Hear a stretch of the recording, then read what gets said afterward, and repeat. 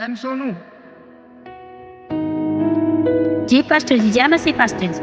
MC की बेटा बिरयानी पसंद है हाँ जी पास्टर जी। केड़ी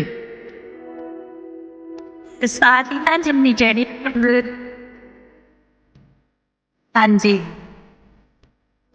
बेटा मैं एक थाली देखी ਤੁਹਾਡੇ ਹੱਥ ਦੇ ਵਿੱਚ ਔਰ ਉਹਦੇ ਵਿੱਚ ਬਿਰਿਆਨੀ ਸੀ ਫੂਡ ਸੀ ਪਰ ਬੜਾ ਖੂਬਸੂਰਤ ਸੀ और मैं ਤੁਹਾਨੂੰ ਖਾਂਦੇ ਦੇਖਿਆ ਜਿਹਦਾ ਮਤਲਬ ਹੈ ਬਰਕਤ आई डोंट नो ਮੈਨੂੰ ਇਹ ਨਹੀਂ ਦੱਸਿਆ ਕਿ ਤੁਹਾਡੀ ਬਰਕਤ ਕਿੱਥੋਂ ਆ ਰਹੀ ਹੈ ਬਟ फाइनेंशियल बरकत ब्लेसिंग इज कमिंग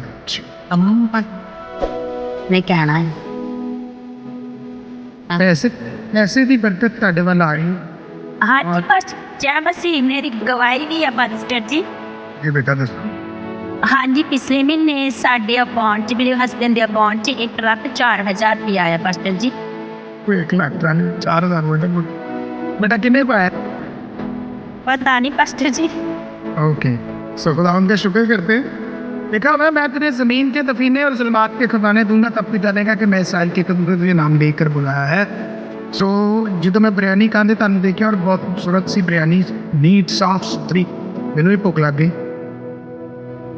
मगर मैं रोज़े च मैं बिरयानी खा नहीं सकता कहीं मेरा आखिरी रोज़ा आएगा कोशिश कर और मैंने जो देखा तो उसका मतलब है कि ताड़ी फाइनेंशियल ब्लैसिंग ही पैसे की बरकत वो ताड़े को पहुंची हुई है पर सारा ऐसे चलाना खुदावन ने इसी नासे को देते हैं जो खुदा के रूह गाइड करते हैं खुदा के रूह बताते हैं सो बेटा जिन्ना धन्यवाद करोगे जिन्ना शुक्र करोगे और बरकत मजीद बढ़ती जाए हाँ जी पास्टर जी, और मैं ਤੁਹਾਡੇ ਨਾਲ ਗੱਲ ਕਰਨੀ ਸੀ ਪਾਸटर जी। ਮੈਨੂੰ ਅੱਜ ਕੱਲ੍ਹ ਸੁਪਨੇ ਸਹੀ ਨਹੀਂ ਹੁੰਦੇ ਤੇ ਖਾਲੀ ਮੈਨੂੰ ਪਹਿਲਾਂ ਮਰੇ ਬੰਦੇ ਅੱਜ ਕੱਲ੍ਹ ਜੀਂਦੇ ਬੱਤੇ ਤੇਰੇ ਸੁਪਨਿਆਂ ਚ ਆਉਂਦੇ।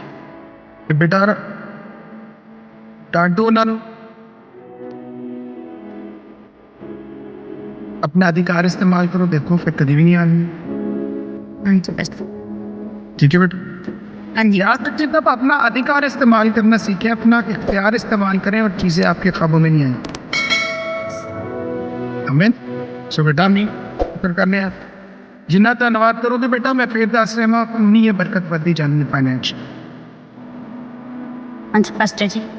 ठीक है खुदा उनका शुक्र करते हैं खुदा उनका रहीम खुदा है पितर पिता हैं बेटा हमारे आपके लिए दुआ भी करते हैं तो खुदा उनके नाम को जलाल मिले और बेटा डेबरा आप भी खुदा उन्हें पढ़ती चली जाएँ रूहानी तौर पे माली तौर पे और जिस्मानी तौर पे खुदा आपको बहुत बरकत दे और खुदा उनके नाम की महिमा आपकी ज़िंदगी से जाए सारा इसे जलाल खुदा उनकी सुनसी नाश बैठे तो खुदा ने हम पर रहम किया और अपना फजल